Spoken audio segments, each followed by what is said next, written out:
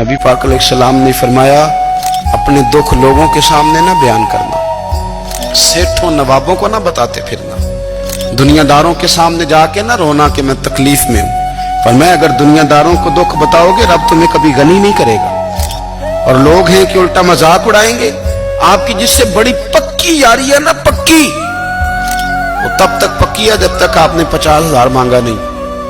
और जिस वक्त आपने कह दिया कि मैं मजबूर हूं मेरी मदद कर, तो फिर खत्म हो गई दोस्ती। लोगों की ताल्लुकात आपके साथ तब तक हैं जब तक आप उनसे कोई जरूरत वाबस्ता नहीं करते। करीम आबू फरमाने लगे, बंदों के सामने दुख ना बयान करना, अल्लाह तुझे कभी गनी नहीं करेगा।